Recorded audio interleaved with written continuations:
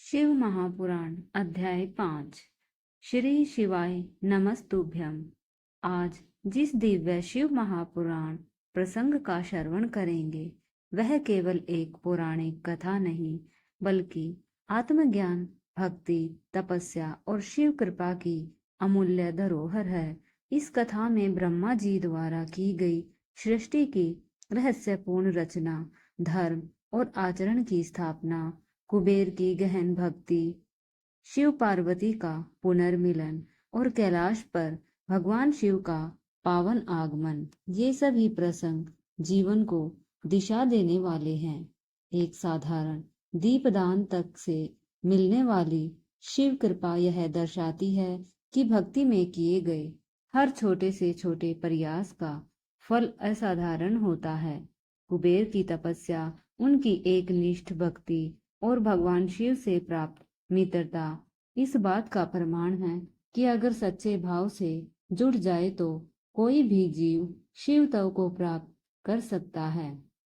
देवी सती के आत्म बलिदान और पार्वती के उग्र तप से यह संदेश मिलता है कि प्रेम, निष्ठा और तपस्या के मार्ग पर चलकर कोई भी आत्मा परमात्मा से मिल सकती है। भगवान शिव जो निर्गुण भी है और सगुण भी, जो विकार रहित परंतु करुणा से परिपूर्ण है, वही सृष्टि के आरंभ, संचालन और संहार के मूल है। इसलिए हे श्रोताओ, इस कथा को केवल श्रवण न करें, इसे जीवन में उतारे, क्योंकि शिव की भक्ति हमें इस लोक में आनंद और परलोक में मोक्ष प्रदान करती है। यही है इस कथा का सार, यही है शिव तत्व का संदेश। शिव ही सत्य है, शिव ही अनंत है। आज से महापुराण कथा में आप सुनेंगे दम की कथा और साथ ही जानेंगे कि भगवान शिवा के मंदिर में अनजाने में किए गए दीपदान से किस पुण्य का प्रताप होता है। जो भक्ति सच्चे मन से श्रद्धा पूर्वक दीपदान करते हैं उन्हें क्या फल मिलता है, यह जानने के लिए कृपया आप आज की इस कथा को अंत तक जरूर सुनिएगा। श्री ब्रह्मा जी कहते हैं, हे देवर्षि नारद, तदंतर मैंने शब्द, तन, मात्रा आदि सूक्ष्म भूतों को स्वयं ही पंचीकृत करके और अर्थात उन पांचों का परस्पर समन्वय करके उनसे आकाश, वायु, अग्नि, जल और पृथ्वी की सृष्टि की, पर्वतों, समुद्रों और वृक्षों आदि को उत्पन्न किया। काल से लेकर युक्त पर्यंत तक जो काल विभाग है उनकी रचना की। हे मुनि, उत्पत्ति और विनाश वाले और भी बहुत से पदार्थों का मैंने निर्माण किया, परंतु मुझे उससे संतोष नहीं था। तब सम्यक ध्यान करके मैंने साधन परायण पुरुषों की सृष्टि की। अपने दोनों नेत्रों से मरीचि को, हृदय से भृगु को, सिर से अंगिरा को, उदान वायु से पुलस्त्य को, समाज वायु से वशिष्ठ को, अपान से क्रतु को, दोनों कानों से अत्रि को, प्राणों से दक्ष को, गर्दन से तुमको अर्थात नारद को, छाया से कर्मणि को तथा संकल्प से समस्त साधनों के साधन धर्म को उत्पन्न किया। इस तरह इन उत्तम साधकों की सृष्टि करके महादेव जी की कृपा से मैंने अपने आप को कृतार्थ माना। तत्पश्चात संकल्प से उत्पन्न हुए धर्म मेरी आज्ञा से मानव रूप धारण करके साधकों की प्रेरणा से साधन में लग गए। इसके बाद मैंने अपनी विभिन्न अंगों से देवता, असुर आदि के रूप में अन्य पुत्रों की सृष्टि करके उन्हें भिन्न भिन्न शरीर प्रदान किया। हे मुनि, भगवान शंकर की प्रेरणा से मैंने अपने शरीर को दो भागों में विभक्त करके एक पुरुष और एक स्त्री रूप बनाया। पुरुष को मनु और स्त्री को शतरूपा नाम दिया। वे योगिनी और तपस्विनी थी।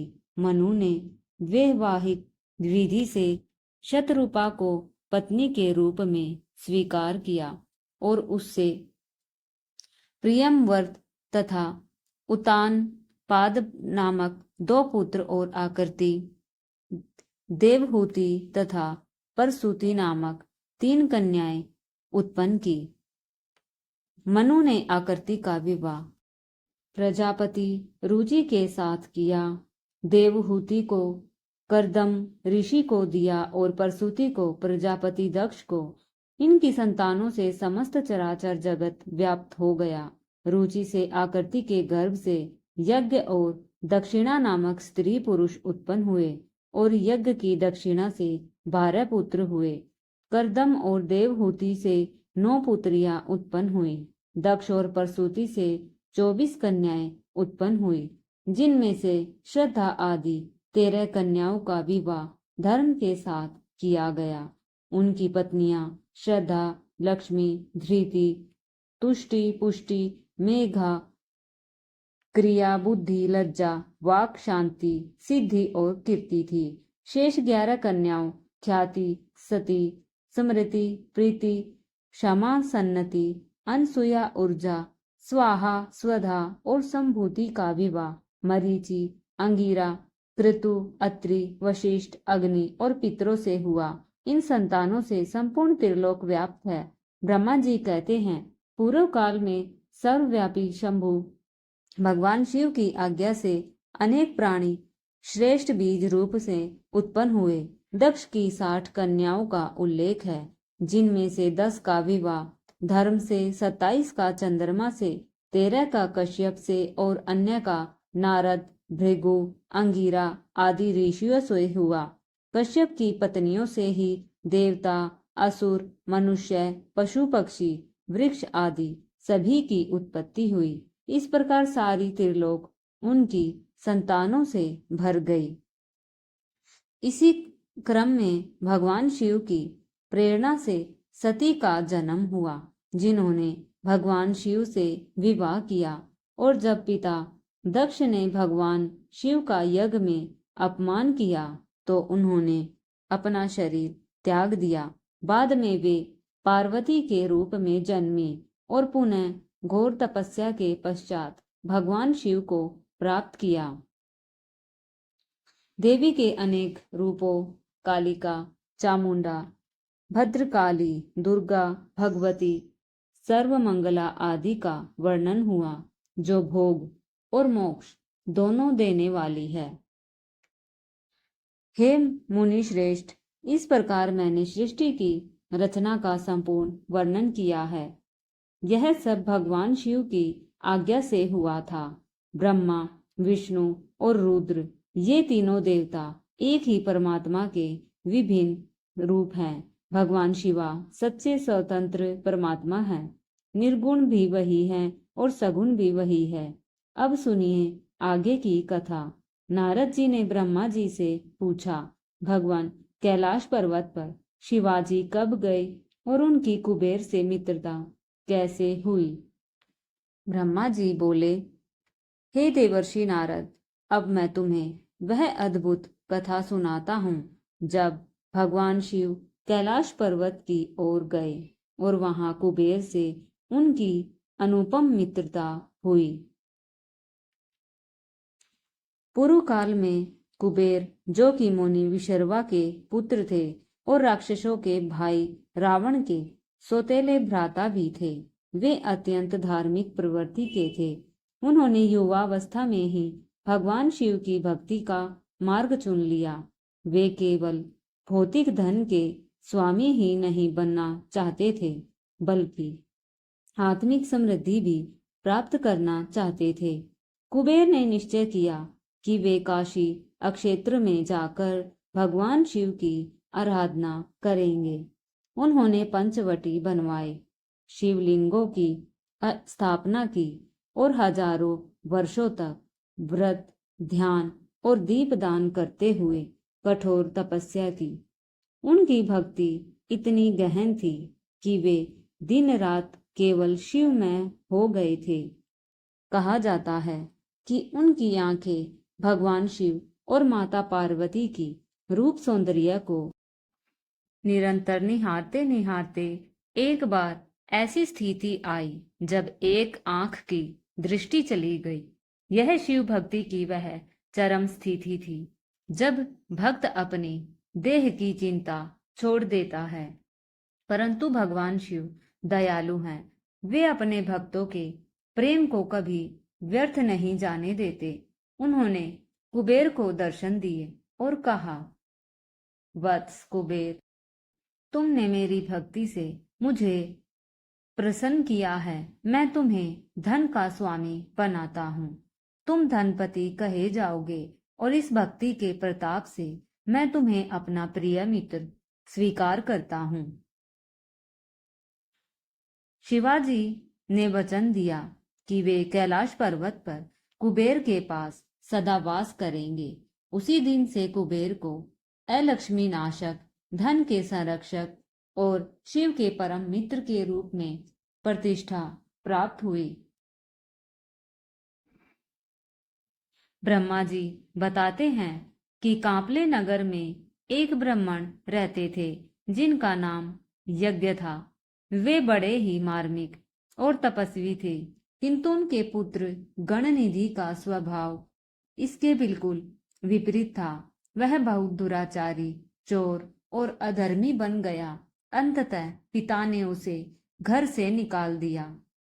भूख प्यास से व्याकुल गणनिधि चोरी के इरादे से एक शिव मंदिर में गया, जहां पहले से जलते दीपक की ज्योति बुझ रही थी। उसने मंदिर से कुछ चुराने का इरादा तो किया, लेकिन अंधकार के कारण शिवलिंग ठीक से दिखाई नहीं दे रहा था। तब उसने स्वार्थवश अपने वस्त्र को दीप की भांति बनाकर जलाया और प्रकाश किया। यह कार्य भले ही लोभ से प्रेरित था, किंतु दीपदान का यह पुण्य फल इतना महान था कि मृत्यु के बाद जब यमदूत उसे बांध कर ले जा रहे थे, तब भगवान शिव के गण वहां प्रकट हुए और उसे मुक्त कर शिवलोक ले गए। वहां दिव्य दर्शन, सुख और आनंद का अनुभव कर उसने एक पवित्र नाम लिया। वह बना कलिंग देश का राजा दम। राजा दम बचपन से ही शिव भक्त बना रहा। वह शिव भजन गाता, दीपदान करता और शिव धर्म का प्रचार करता। उसने पूरे राज्य में घोषणा कर दी कि हर शिव मंदिर में दीपक जलाना अनिवार्य होगा। वह जानता था कि दीपदान एक छोटा सा लेकिन अत्यंत प्रभावशाली कार्य है, जिसके माध्यम से अज्ञान रूपी अंधकार को मिटाकर आत्मा के ज्ञान को प्रकाशित किया जा सकता है। राजा दम ने अपने राज्य को धर्म और भक्ति का केंद्र बना दिया। इसके फलस्वरूप अगले जन्म में उसे अलकापुरी का अधिपति अर्थात कुबेर बनने का वरदान प्राप्त हुआ। कुबेर ने भी शिव भक्ति में कोई कसर नहीं छोड़ी। उसने काशी नगरी में जाकर 11 रुद्रों की स्थापना की, दीपमालाएं अर्पित की और हजारों वर्षों तक कठिन तपस्या की। उनकी भक्ति से प्रसन्न होकर भगवान शिव ने स्वयं पार्वती जी के साथ प्रकट होकर उसे दर्शन दिए और वरदान दिया कि वत्स, आज से तुम धनपति कहलाओगे, समस्त धन और रत्नों के स्वामी बनोगे। तुम्हारा मेरा सदा मित्र भाव रहेगा और मैं तुम्हारे समीप कैलाश पर्वत पर निवास करूंगा। यह वही प्रसंग है जहां से भगवान शिव का कैलाश पर वास और कुबेर के साथ उनकी मित्रता का श्री गणेश हुआ।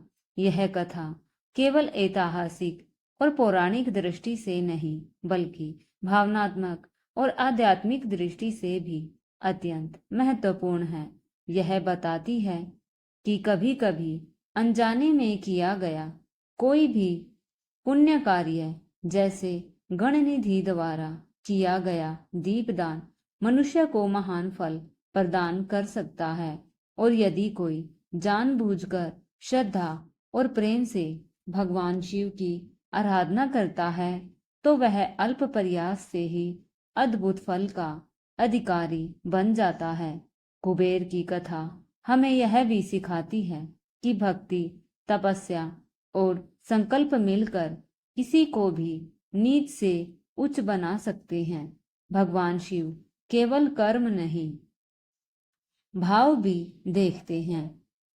इस प्रकार भगवान शंकर के भक्तों की कथाएं हमें न केवल प्रेरणा देती है, बल्कि हमें सिखाती है कि हर छोटा कार्य अगर श्रद्धा और विश्वास से किया जाए तो उसका फल निश्चित और दिव्य होता है।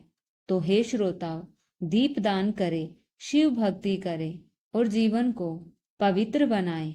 अगली कथा में जानिए कि कैसे भगवान शिव ने कुबेर के तप से प्रसन्न होकर कैलाश पर्वत को अपना निवास बनाया, कैसे वहां देवताओं का आगमन और क्या था वह दिव्य प्रसंग जिसमें सारे लोगों ने जय घोष किया, हर हर महादेव।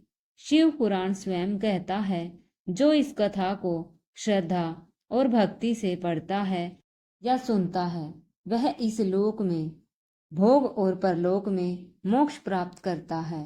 यह केवल कथा नहीं, यह महादेव की कृपा का प्रत्यक्ष स्वरूप है। इसलिए बोलिए हर हर महादेव, भोले शंकर भगवान की जय हो। परंतु मित्रों, यह तो केवल एक अध्याय था। इसके आगे जो कुछ भी घटा वह अत्यंत रोचक, रहस्यमय और ज्ञान से परिपूर्ण है। आने वाले अध्यायों में आपको वह सब सुनने को मिलेगा जो आपने अब तक केवल कल्पना में ही सोचा होगा। ऐसी गूढ़ और अद्भुत कथाएं जो केवल भाग्यशाली ही सुन पाते हैं। इसलिए अगले अध्याय का इंतजार अवश्य कीजिएगा, क्योंकि आने वाला प्रसंग सती का यज्ञ में जाना, शिव का क्रोध और महाविनाश इतिहास की सबसे भावुक और ज्वलंत कथा है। अगर यह कथा आपके मन को छू गई हो तो इसे शेयर कीजिए, लाइक करें, कमेंट में ओम नमः शिवाय लिखें और हमारे चैनल को जरूर सब्सक्राइब करें, क्योंकि अगली कथा और भी रहस्यमय और भी प्रेरणादायक होने वाली है। शिव की कृपा आप पर बनी रहे। श्री शिवाय नमस्तुभ्यम। हर हर महादेव।